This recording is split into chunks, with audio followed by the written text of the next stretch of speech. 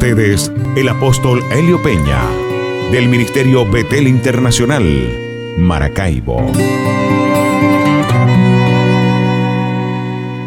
Muy bien, mis amados. Nosotros el jueves iniciamos esta serie que titulé Caos, ¿hacia dónde nos dirigimos?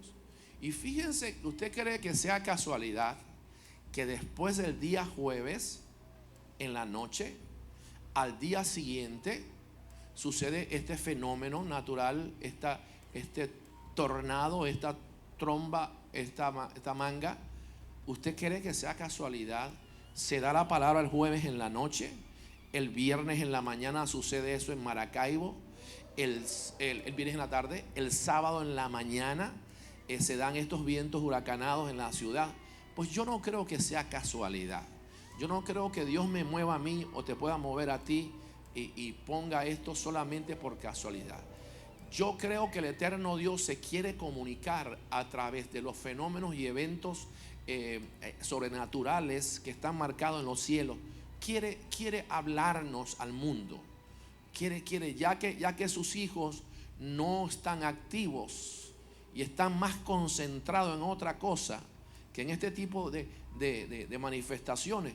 Dios quiere hacerlo. La Biblia dice que si usted y yo no hablamos, las piedras hablarán por nosotros. ¿En qué anda la farándula evangélica? ¿En qué andan los predicadores conocidos? No todos, muchos, no todos, pero sí muchos. Y los cantantes de éxito, ¿en qué andan? ¿Saben en qué andan?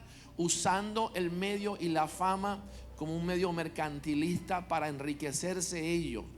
Eso es una verdad. Y perdóneme que usted diga, apóstol, los trapitos sucios se lavan en la casa. No, pero es que usted es mi casa.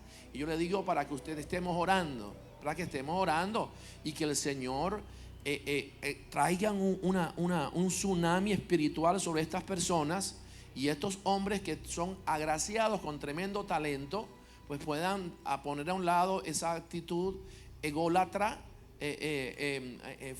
fascinante, de querer usar lo que Dios le ha dado para intereses propios, por intereses propios. Y yo creo que Dios va y tiene que levantar un grupo de mujeres y hombres que se muevan persiguiendo la gloria de Dios y no persiguiendo la gloria de ellos. Yo creo que Dios tiene que hacerlo persiguiendo la gloria de Dios, no persiguiendo los aplausos, sino la gloria de Dios. Bien, estuvimos hablando de este movimiento que hay. Ahora mismo hay vamos a observar un poquito lo que está pasando en el mundo. Por supuesto, les dije el jueves, usted no debe dejar de ver las noticias. Hay gente que me dice, pastor, yo no veo noticias porque me ponen mal. Bueno, tómese un Alka-Seltzer o tómese una pastilla para el dolor de cabeza, un analgésico. Pero usted tiene que verlas, No, hay gente que dice, no, es que me deprime. Pues entonces no estás bien con Dios, porque si te deprime, la Biblia dice que nadie te puede robar la paz. Así que tú tienes que ver lo que está pasando en el mundo. En este tiempo, tú tienes que estar pendiente y sobre todo, más que nunca, no quitar la vista de Israel. Israel todo el tiempo, pero ahora mismo todos los ojos del mundo deberían estar concentrados, puestos en Israel, porque Israel es la que va a marcar el final de todas las edades y de todos los tiempos. Yo quiero que usted observe un poco lo que está pasando en el mundo.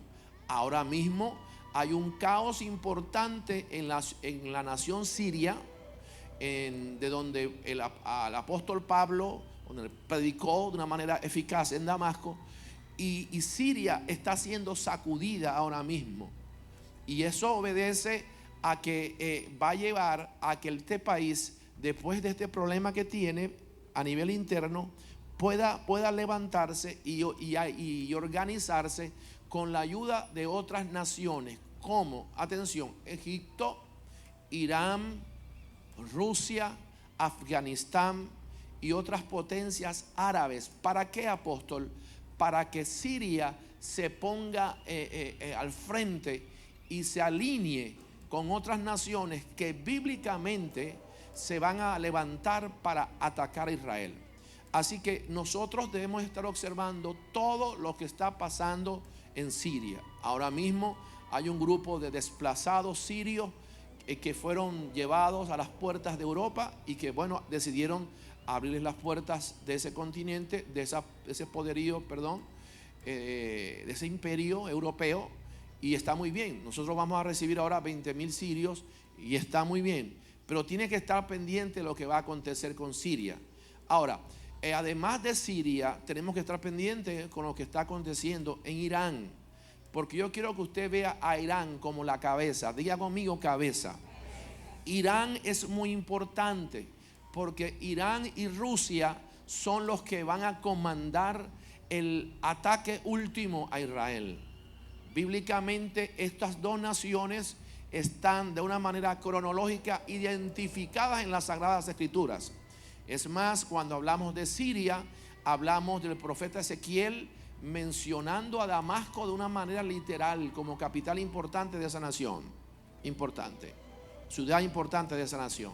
Y cuando hablamos de Irán, también lo vemos escrito en el libro de Ezequiel, no como Irán evidentemente, pero sí como este imperio persa que se levantó y que acabó con el imperio babilónico y que hizo mucho daño al pueblo de Israel.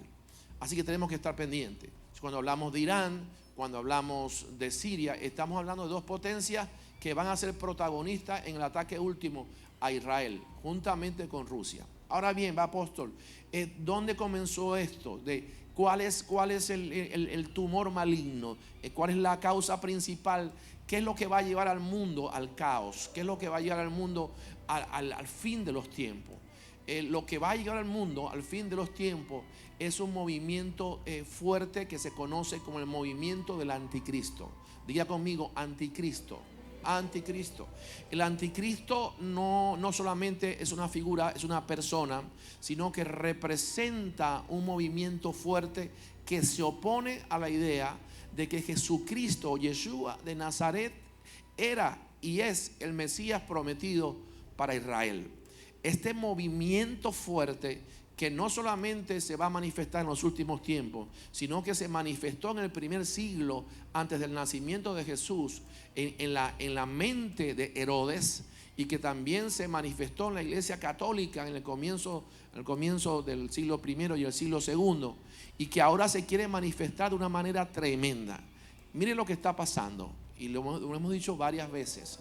Los judíos, ellos están esperando la venida de su primer Mesías. Todos los judíos. Ese Mesías que viene ahora, según el libro de Ezequiel, va a ser o está representado en la figura de David. Ahora más adelante vamos a leer algunos textos donde el Señor dice que el arco de Elam, que viene a ser Irán, y Damasco va a ser desolada y va a ser destruida después que ellos decidan atacar a Israel. Pero una vez que esto sucede, dice que vendrá un rey sobre Israel y este será David. Por eso es que los judíos están esperando a un Mesías que lo han llamado el Mesías hijo de David, o Mashiach ben David. Este Mashiach ben David, que lo mostró claramente Isaías, hacía referencia a Jesús, pero los judíos hasta el día de hoy no solamente no lo aceptaron, sino que lo niegan.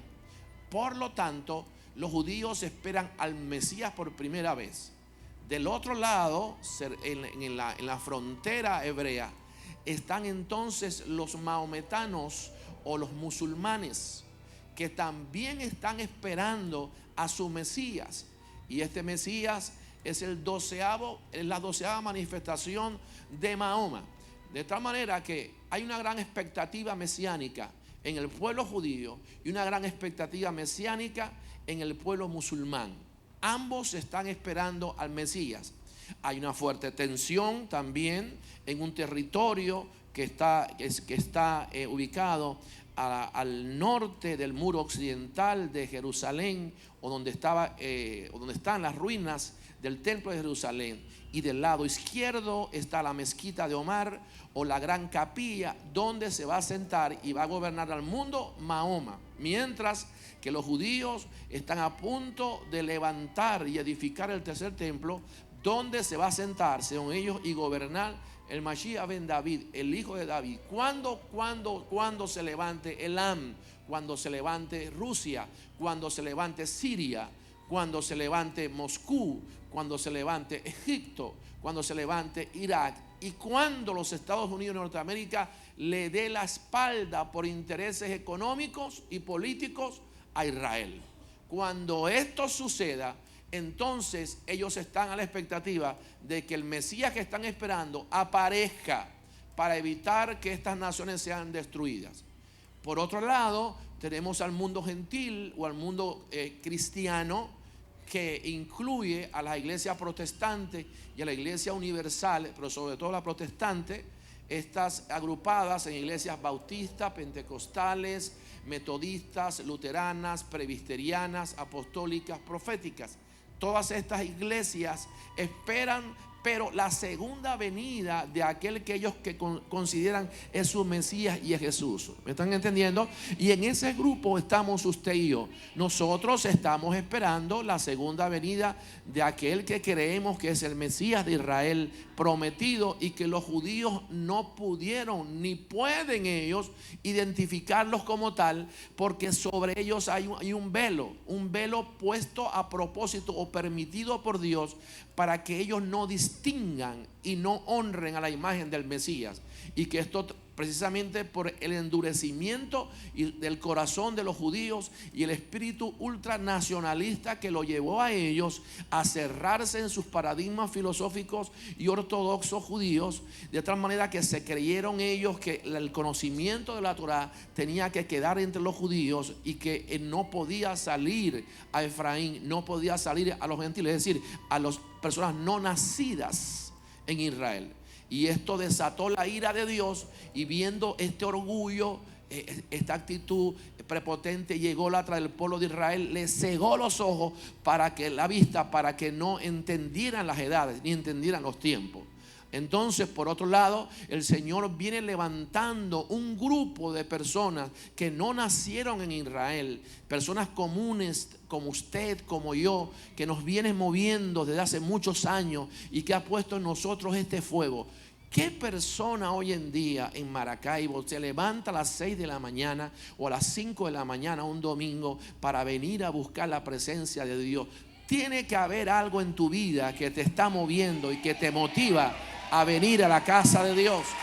Y esa sed, esa sed, esa fuerza que a usted lo mueve, es la fuerza del Mesías que está en usted. ¿Me está entendiendo? Los judíos no se levantan a esta hora a adorar a Jesús. Ellos se levantan temprano a orar al Adonai, pero no a su Mesías. ¿Me están entendiendo, iglesia preciosa? Entonces, ¿qué va a pasar, apóstol? ¿Hacia dónde nos dirigimos? Cosas muy terribles. Bien, estuvimos enseñando un poco acerca de que este movimiento también se gestó en la vida de Juan el Bautista. Juan el Bautista se desenfocó después que había bautizado a Jesús. Juan decía: este que viene, yo no soy digno de desatar sus sandalias.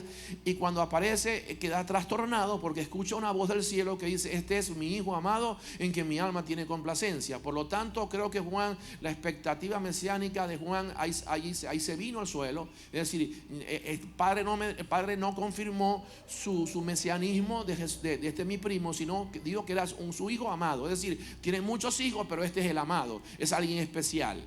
¿Me entienden ya? Entonces se crea en Juan esa expectativa. Más adelante, cuando Juan es llevado a la cárcel, Juan, la confusión se le agudiza más, entra en una dualidad emocional, manda a su discípulo y dice: pregúntenle a Jesús, que es mi primo.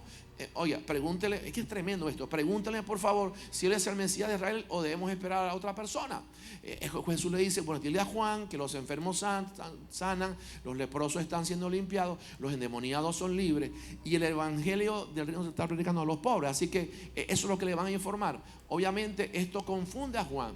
Posterior a eso, deciden Herodes arrancarle la cabeza a Juan. Y aquí hay mucha tela que cortar en ese acontecimiento, porque pudiéramos llegar a pensar de que Juan fue sacado del juego porque Juan hubiese sido la piedra de tropiezo más fuerte para Jesús, para su ministerio, porque Juan el Bautista era el director de la escuela rabínica más importante de la época, después de la de Jesús. Es decir, los fariseos, y no solamente los fariseos, los esenios y algunos escribas seguían el ministerio avasallante de Juan por el peso espiritual que tenía. Así que si Juan se hubiese levantado negando el mesianismo de Jesús, eso hubiese traído quizás un tropiezo para el avance del ministerio de Jesús. Por lo tanto, Juan fue quitado del paso. Yo no voy a decir que Dios le mandó a arrancar la cabeza, pero como quiera fue apartado, quitado del camino. ¿Por qué? Porque en Juan se movió antes un espíritu anticristo. ¿Me están entendiendo? En medio de la confusión, en su confusión, Juan fue seducido por un espíritu antimesiánico, anti-Yeshua, anti-Jesús, anticristo. Entra en una confusión. Y fíjate lo tremendo que es esto. Lo tremendo que es esto.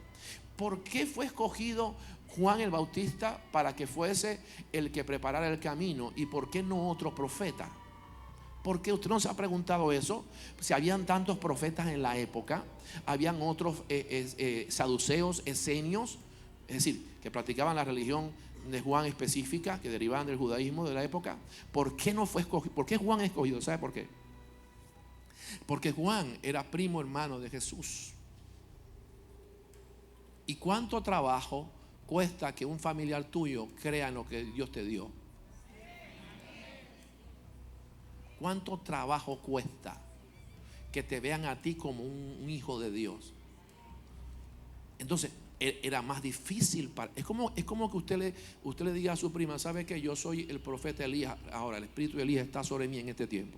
Le van a decir: muchacha, te volviste loca, no vaya más para esa iglesia, que ese señor se está volviendo loco con las predicaciones. Le va a decir eso, ¿verdad? No, ¿verdad? Cuesta que nuestra familia nos respetan. En mi caso, a mí me respetan, y gracias a Dios he hallado cierta gracia con familiares, pero otros no. Epa, Elio, epa, fulano. ¿Por qué? Porque son nuestra familia. Entonces Juan, que el primo de él, el hijo de su tía, sea el hijo de Dios. Eso. Y que sea Dios mismo. Si yo lo vi caminando por las calles de Israel, y yo lo vi desde niño jugar con nosotros, y era tremendo, y se le escapaba la madre y todo. ¿Y que es el Mesías de Israel? No, yo creo que no. Yo como que yo estoy ilusionado. Me fascinó con lo que está haciendo. ¿Me está entendiendo, amado? Entonces entra en esa confusión. Ahí se crea el espíritu anticristo. Bien, ok.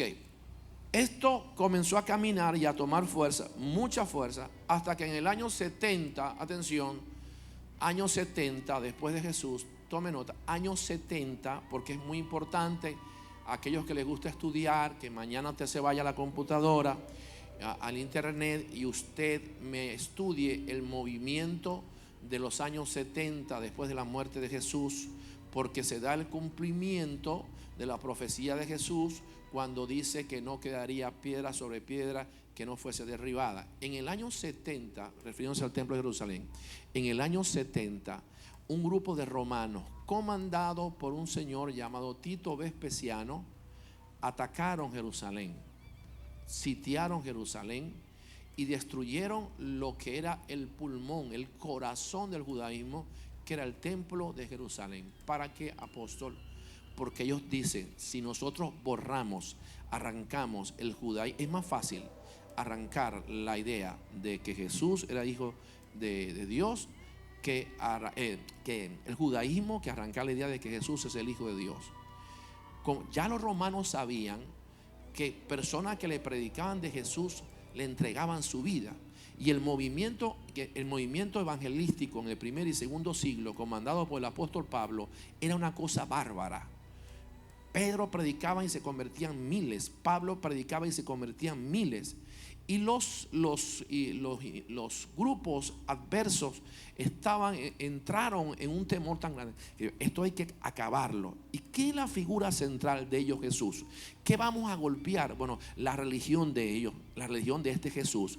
¿Y qué sostiene la religión de Jesús? El templo de Jerusalén. Entonces invadieron Jerusalén, destruyeron en el año 70 a Jerusalén, al templo de Jerusalén, y se produce la primera diáspora del Nuevo Testamento, la primera salida, el primer éxodo. Atención, allí comienza el cumplimiento de la profecía, de otra profecía del profeta Ezequiel.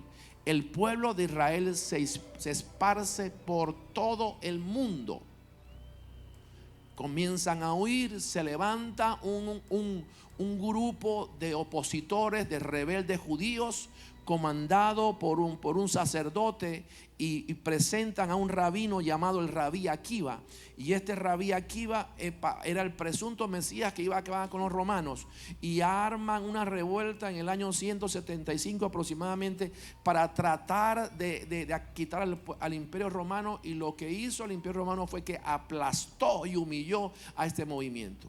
Cuando esto sucede, el pueblo queda totalmente desconcertado y comienzan a esparcirse por todo el mundo. Atención, después de ese tiempo era necesario que se cumpliera la segunda profecía, y era el regreso del pueblo de Israel de nuevo a su patria. Cuando usted lee todo lo que sucede desde el siglo I hasta el siglo XIX, usted se va a dar cuenta que los judíos fueron despatriados y que fueron colonizados, por decirlo de esta manera, y que no solamente los romanos sitiaron Israel, sino que llegaron después en el siglo VI los árabes a poseer Israel, es decir, haciendo uso de las tierras sagradas de lo que era la Canaán, la tierra prometida. ¿Cuántos me siguen hasta acá? Entonces todo el pueblo de Israel estaba esparcido por el mundo, pero había una profecía que yo quiero que usted la anote, porque esta profecía, tome nota de esto, esta profecía tenía que cumplirse, mis amados, y se cumplió en efecto. Esa profecía está en Ezequiel capítulo 37 verso 21. Ezequiel, me van ayudando los muchachos. Ezequiel capítulo 37 verso 21. Ezequiel capítulo 37 verso 21. Atención, atención. ¿Qué pasa con nosotros? Que nosotros, yo me pongo de primero en la fila, somos muy ignorantes. Y nuestra cultura triste de no estudiar las Sagradas Escrituras, y mucho menos la historia y la arqueología, ha hecho de nosotros una maraña de ignorancia. Y yo me meto de primero en la fila. Entonces, al desconocer la historia, si yo no conozco mis raíces, yo no sabré para dónde voy. Si yo no conozco de dónde yo vengo, yo no sabré hacia dónde me dirijo. ¿Me está entendiendo? Entonces, ¿qué pasa? Estamos en el limbo. Por eso es que cualquier persona nos engaña. Una persona que tenga un poquito de nivel de conocimiento histórico, arqueológico, bíblico, nos sacude. ¿Qué pasó? Que después del año 70, por 19 siglos, el pueblo de Israel estuvo dando vueltas en el mundo. Ese fue el desierto más grande, inclusive el desierto más grande, más poderoso y terrible que el desierto de Moisés. Fueron 19 siglos.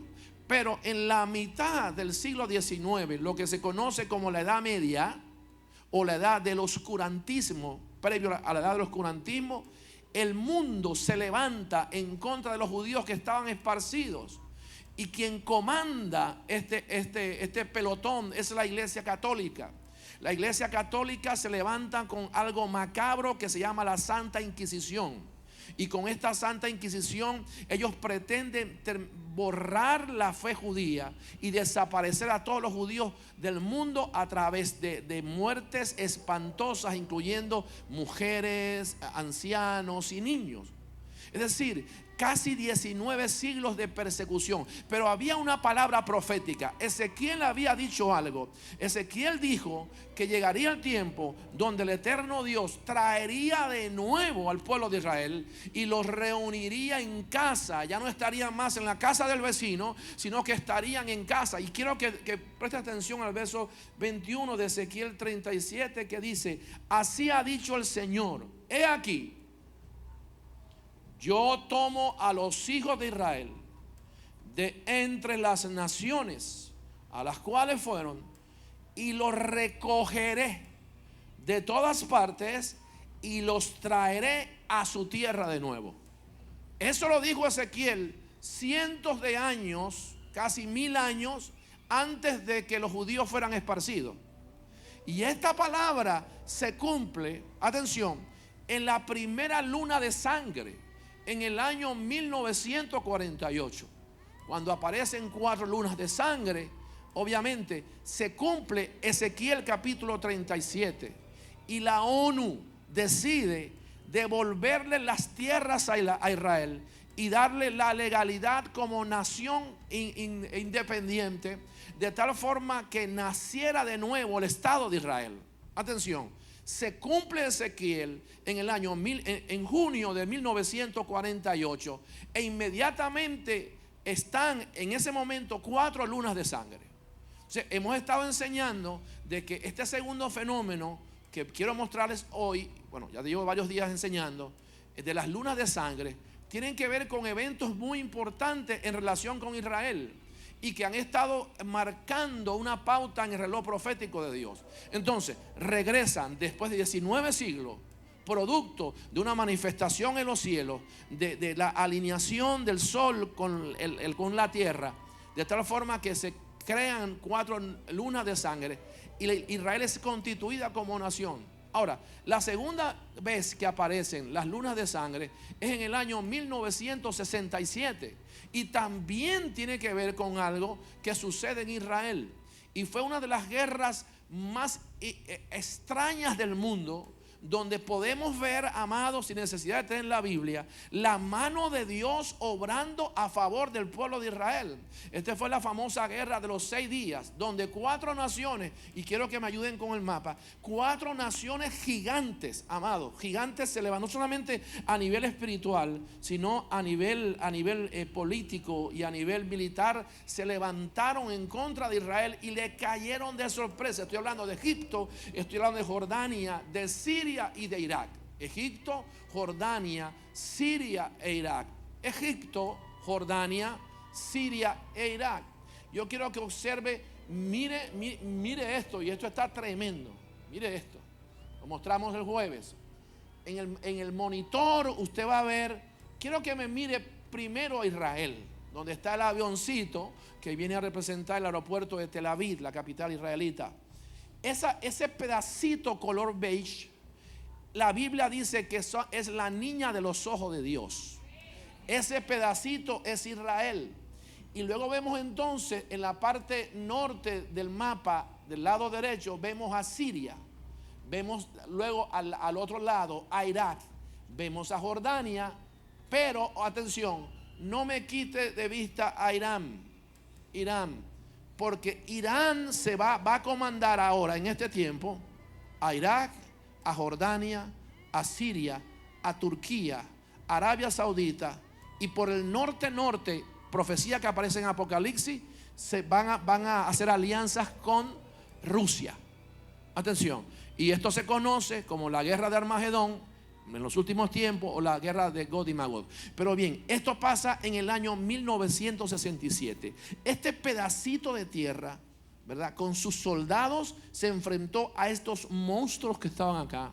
Y en una guerra de 6 días, la mano poderosa del Eterno de Abraham obró a favor de Israel y logró que Israel destruyera el poderío aéreo y militar de estas 4 naciones, cumpliéndose la palabra que dice que caerán 1000 y 10,000 a tu diestra, mas a ti no llegarán.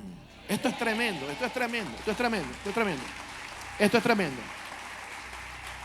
Esto es año 1947. Esto es año 67. Y luego, pues obviamente tenemos la tercera fecha. Previo a esto, perdón, se me pasó un dato importante. La primera manifestación de la luna de sangre fue en 1492, 1492, cuando viene Colón y cuando los judíos fueron esparcidos y viene la Santa Inquisición. La segunda luna de sangre fue en 1948 y la tercera fue en 1967. ¿Cuándo es la cuarta, apóstol? ¿Y la cuarta cuándo es? La cuarta ya pasó y está y termina ahora el 28 de este mes. Repito, la cuarta luna de sangre comenzó en el 2014 para el mes de abril, en Pascua, para el mes de octubre, y ahora mes de abril del 15 y termina el 28 de septiembre. Por eso es que los tiempos están como están. Por eso es que el mundo está como está. Por eso es que hay tanta presión. Por eso es que hay que el ambiente está como pesado. Usted lo ha sentido. Y en Venezuela más todavía está como pesado el ambiente. Pero ¿por qué Venezuela, apóstol? ¿Por qué Venezuela? Allá vamos. ¿Por qué Venezuela, siendo una nación tan poderosa y con reservas de petróleo y de uranio, por cierto, la más importante en el mundo? ¿Por qué, apóstol, estamos pasando por eso? Porque Venezuela se va a aliar. Venezuela ya está aliada con estos países. Venezuela es íntima amiga de Irán y de Siria. Y Venezuela tiene que aliarse para que estos puedan usar la energía petrolífica, para que puedan usar el petróleo, tomándola de la fuente más grande del mundo, que es Venezuela. Por eso es que usted tiene que entender que nosotros estamos en el ojo de Dios, en la mira de Dios, la nación venezolana. ¿Cuántos me están entendiendo? Entonces, ¿cuándo se va a cumplir? ¿Cuándo llega la cuarta luna de sangre? Llega el 28 de septiembre. Pero el 13 de septiembre, del 13 al 15, se celebró el año nuevo judío en Israel. En este mismo mes, hace unos días, del 13 al 15, el año nuevo. E Israel entró al año 5776, según el calendario de Dios, que es el calendario hebreo. Por lo tanto, lo que se espera para el año 16 no es nada bueno para aquellos que no tienen fe. Lo que estamos esperando a nivel mundial es un agitamiento en el 2016 y un cataclismo terrible a nivel mundial, que ya muchos están hablando que es posible que se dé el arrebatamiento en el año 2016 y que los justos, los que se han mantenido abrazados a la fe y peleando la buena batalla, sean llevados, arrebatados en los cielos. ¿Para qué? Para que no vean ni sufran el comienzo de lo que sería el génesis de la gran tribulación. ¿Me está entendiendo? Ya se está hablando en el mundo. Yo no estoy diciendo que el año 16 va a haber arrebatamiento, pero muchos teólogos y muchos escatólogos están diciendo que ya en el 16, después de esta cuarta luna de sangre. Ahora, ¿qué va a pasar, apóstol, en el 2016? El 2016 es muy importante. En primer lugar, para nosotros, porque hay elecciones parlamentarias el 6 de diciembre. Y se va a decidir el futuro de Venezuela, verdaderamente. El futuro de Venezuela se va a decidir es a partir del 6 de diciembre. El futuro de nuestra nación. Quiero que usted lo sepa. Ahí se decide. Ahí se decide. Amado, ayer revisamos la información de esta empresa que se dedica a dar los reportes del dólar paralelo. Y ayer el dólar estaba en 718 bolívares. Esto es previo a las elecciones. Se cree que después de las elecciones, de obtener el gobierno, esa es información no mía, de otros estadistas, el gobierno, después de obtener, si obtiene el triunfo el gobierno central, se cree que el dólar en el año 16 pudiera pasar los 1.500 bolívares. Y eso estamos hablando de que entraríamos, ya en este momento tenemos el segundo salario más pobre del mundo. Nosotros estamos cerca de 17, 18 dólares al mes. Lo que se puede ganar un norteamericano en una hora, un venezolano tiene que ganárselo en 30 días. Lo que un norteamericano puede gastar en un desayuno con su hijo en un McDonald's en 10 minutos, un venezolano tiene que ganárselo en 30 días. Y de suceder eso en el año 2016, la economía venezolana y la cesta nuestra venezolana puede llegar a estar en primer lugar de pobreza en el mundo. ¿Y qué hablar de la inflación? Entonces, lo que se está esperando para el año 2016 es terrible. ¿Por qué? Porque es una matemática simple y política, pero muy simple. Todos los gobiernos del mundo, cuando están mandando y saben que se acercan las elecciones, ellos votan o tratan de votar la casa por la ventana para convencer al pueblo a que vote a favor de ellos, y comienzan a tirar dinero a la calle, a bajar los precios de la comida, a subir el salario, de tal manera que el pueblo entre en un contentamiento momentáneo. No importa que después que ganen disparen la inflación, pero fíjense que esto no ha sucedido en el gobierno venezolano. Por el contrario, todo se ha disparado. Apóstol, ¿y será que ellos no son inteligentes? No son inteligentes, pero es que no pueden, porque no hay dólares. La verdad es que no hay dólares. La segunda verdad es que nuestra economía está dolarizada y nuestros ingresos son en bolívares fuertes. Esa es la verdad. La verdad es que todo lo que tú vas a comprar es en dólares. Todo lo que tú vas, la comida, la ropa, los electrodomésticos, los vehículos, la casa, todo está dolarizado. Nosotros, para poder llegar a tener, o para subsistir económicamente, el obrero común debería estar ganando mínimo $300 al mes, que estamos hablando que son cerca de 3 por 7, 21, casi 300 millones de bolívares al mes, para que una persona pueda comprar su casa, para que pueda comprar su carro, para que pueda ahorrar. ¿Me está entendiendo ya? Entonces, ¿qué pasa? ¿Por qué pasa eso, apóstol, en Venezuela? ¿Por qué el gobierno no saca plata? Porque no hay plata. Entonces, si ha habido esa resistencia de parte del gobierno, ¿cómo será si el gobierno gana y después suelta, y pues va a soltar lo que verdaderamente abrir la válvula para que explote lo que está ahora mismo hirviendo? ¿Cuántos me están entendiendo? Así que hay que estar a la expectativa de lo que va a pasar en el 2016. Pero en el 2016 acontece un fenómeno, un evento extraordinario, que en el 2016, para el mes de octubre, se entra en el año nuevo judío. Es decir, entramos al 5777, y este número es un número profético hasta la cabeza. Estamos hablando que entramos en la perfección de los 3-7 y el número 5 que tiene que ver con la manifestación del puño de Dios. Por lo tanto, en el año 16, Israel y el mundo entra en un periodo profético extraordinario. Pero a su vez se van a celebrar elecciones en los Estados Unidos en el mes de noviembre. Y todo lo que suceda en Estados Unidos tiene que ver con Israel. Y tenemos que estar pendientes de las relaciones que tiene Israel con Estados Unidos, porque actualmente el único que le cubre las espaldas política y militarmente a Israel son los Estados Unidos de Norteamérica. Si Estados Unidos de Norteamérica y su Senado en pleno no apoyara a Israel, ya Israel lo hubiesen atacado hace muchísimos años. Pero precisamente por ser Estados Unidos en su mayoría un pueblo protestante y que tiene lazos muy fuertes políticos, religiosos y económicos con Israel, no le han dado la espalda. Pero hay la amenaza de que en el 2016 asuma un nuevo presidente que se dé un poco la espalda o rompa con las relaciones con Israel, y entonces haya la manifestación de lo que vamos a recibir, que es la cuarta luna de sangre. Y voy solamente a hablar de un candidato político que hasta ahora está en las encuestas arriba. Este señor que usted va a ver ahora. Hay varios candidatos políticos, candidatos que aspiran a ganar la presidencia en los dos movimientos políticos importantes norteamericanos, que son los republicanos y los demócratas. Entre ellos hay un latino que se llama Marco Rubio, que pertenece al estado de la Florida y que ha sido un diplomático excelente.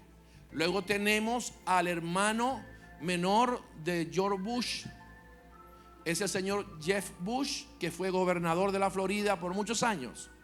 Pero tenemos a Hillary Clinton, pero tenemos el que está cobrando mayor fuerza ahora, es este señor que usted va a ver ahora.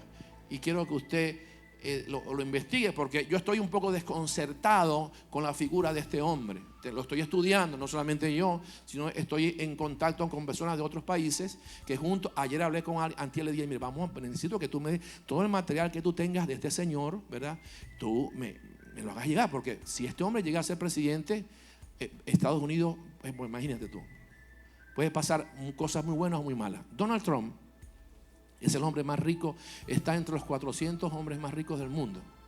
Y actualmente es el que tiene más metros cuadrados en Manhattan, en Nueva York, de construcción.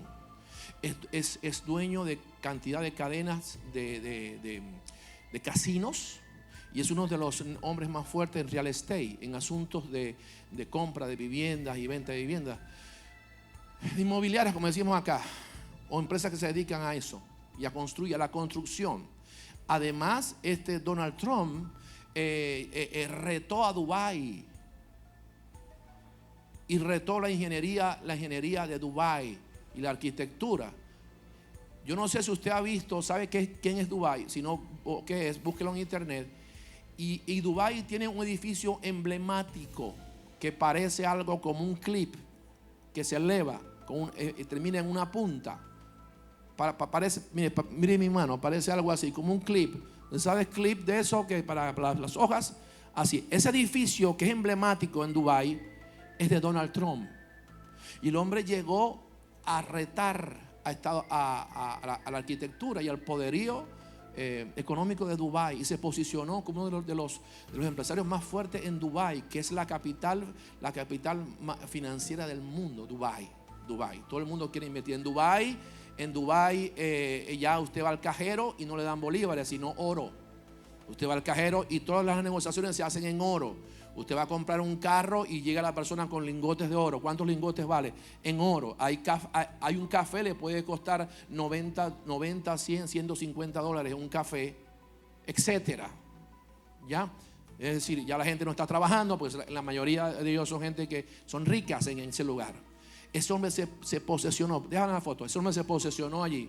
Este hombre entró en una bancarrota en el año 80. Bancarrota y se levanta en el año 90. Hoy en día es el más influyente y director del Miss Universo. Tiene una cantidad de inmuebles en los Estados Unidos, en todas partes. Es un hombre muy rico. Pero hay algo peculiar en la vida de él que me llama la atención. Su padre es alemán. Fíjense esta cosa tremenda. Su padre es alemán. Segundo, se dice que es un xenofóbico de los más terribles que hay. Es decir, un hombre que repudia a los extranjeros. Es decir, un racista.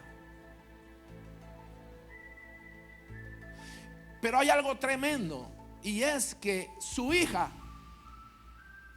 se convirtió al judaísmo. Y tanto su hija como su yerno son practicantes. Se me pasó la hora, Padre Señor. Y apenas estamos calentando los motores. Dios de la gloria. Y venía lo de Chávez, imagínense usted.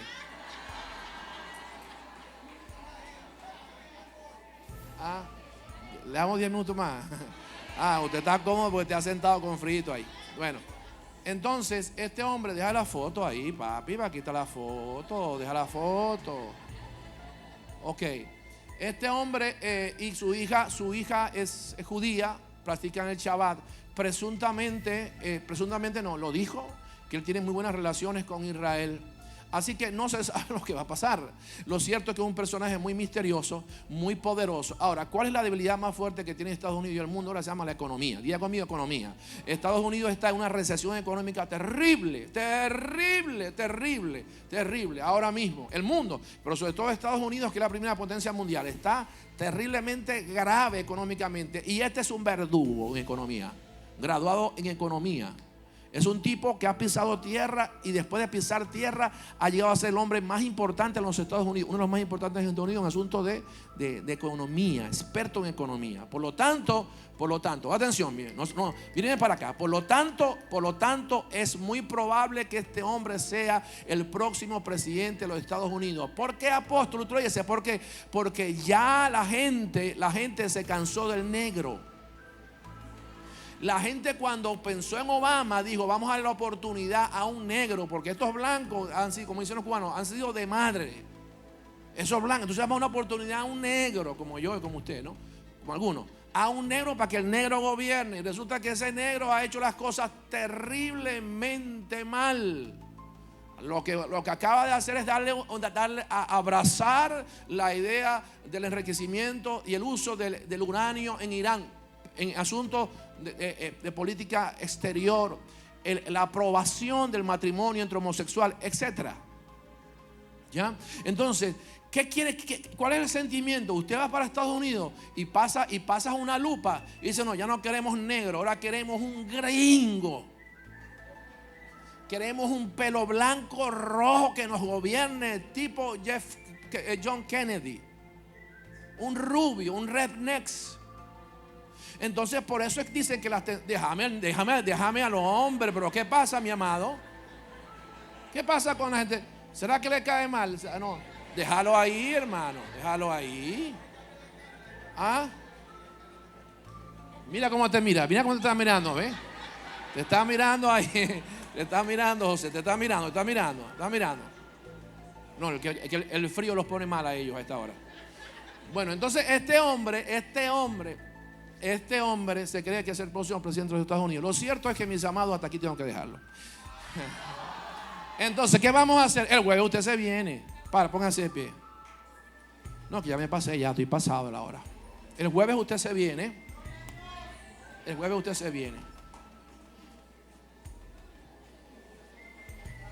Pero como quiera, nosotros estamos bajo la promesa de Abraham. Y el Señor bendecirá al que te bendiga y maldecirá al que te maldiga. Y en ti serán benditas tus familias, todas las familias de la tierra. Y serás de bendición y no de maldición. Y tu descendencia será incontable como las estrellas del cielo. Padre, yo bendigo cada mano que hoy se levanta, cada persona que hoy vino a este estudio. Gracias por tu palabra. Nos comprometemos a orar y a trabajar, a buscar las almas, a arrebatárselas al enemigo, a forzar a la gente que venga al reino, a obligar a la gente a que se arrepienta y venga a los pies del Señor. Declaramos tu gloria, que nos cubre tu presencia, Señor. Diga conmigo, Señor Jesús, te entrego mi vida y todo mi ser. Te doy gracias, Señor, por tu amor, por tu misericordia. Amén y amén. Pase. Escucharon al apóstol Elio Peña, del Ministerio Betel Internacional, Maracaibo.